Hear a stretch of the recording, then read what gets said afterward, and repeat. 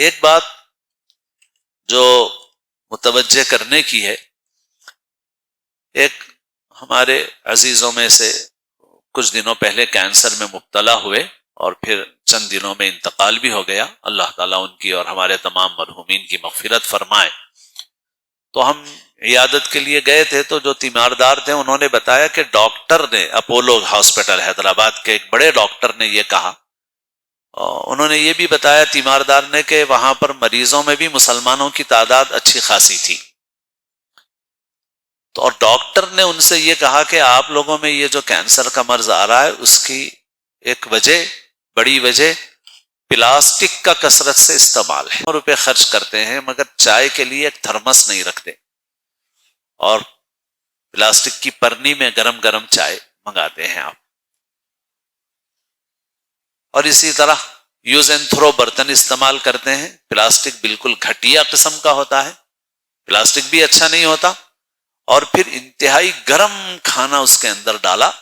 جاتا ہے۔ اب حریص بک رہی ہے رمضان میں پورے، تو دیگ سے نکلتی ہے بالکل گرم گرم، اور وہی ردی قسم کا پلاسٹک ہوتا ہے جو ایک دو مرتبہ سے زیادہ استعمال بھی نہیں ہوتا، اور سیدھے اس سے نکال کے گرم گرم پلاسٹک کے اندر ڈال دی جاتی ہے۔ تو بہرحال یہ بات ویسے پہلے سے بھی میں سن چکا تھا، اس قسم کی بعض باتیں سوشل میڈیا پہ۔ بعض لوگ جو صحت کے میدان میں کام کرتے ہیں، بہت برسوں پہلے سے وہ لوگ یہ بول رہے ہیں کہ اپنے گھروں کو پلاسٹک سے پاک کرو، وہ تو یہ کہتے ہیں کہ پلاسٹک سے جتنا ہو سکے بچو، اور یہ پکانے کی چیزوں میں اور گرم گرم چیزیں ڈالنے میں تو اس کا نقصان بہت زیادہ بڑھ جاتا ہے۔ تو بہرحال یہ بات مجھے لگا کہ اس کی اشاعت ہونی چاہیے، پھیلانا چاہیے اس بات کو۔ حقیقت واقعتاً دعوتوں میں برتن استعمال ہو رہے ہیں یوز اینڈ تھرو، اور پلاسٹک بہت معمولی قسم کا ہے، اور جیسے ہماری بریانی گرم گرم نکلتی ہے اور پھر اس کے اندر ڈالی جاتی ہے۔ چائے کی پیالیاں پلاسٹک کی ہیں، جو کاغذ کی ہیں اس کے اندر بھی اندر کوٹنگ ہوتی ہے ایک، تو جیسے ہی آپ گرم گرم چائے ڈالتے ہیں تو وہ کوٹنگ فوری پگھل کے پہلے آپ کی چائے میں شامل ہو جاتی ہے، چائے میں یا جو بھی کھانا آپ کا ہوتا ہے۔ تو وہ کاغذ والا مسئلہ بھی ویسی ہے، پلاسٹک والا مسئلہ بھی ویسی ہے۔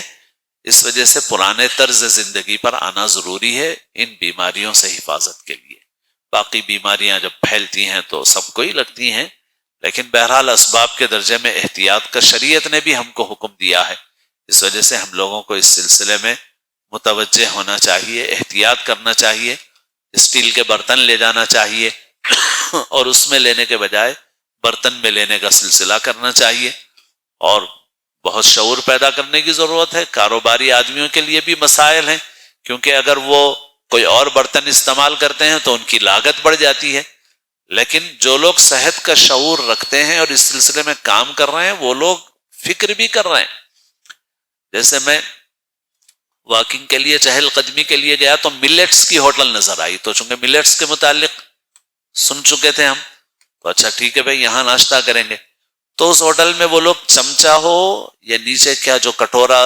ڈالنے کے لیے ہوتا ہے وہ ہو، کوئی بھی چیز پلاسٹک کی استعمال نہیں کرتے، پیکنگ میں بھی کاغذ ہے اور اس میں بھی کاغذ ہے پورا،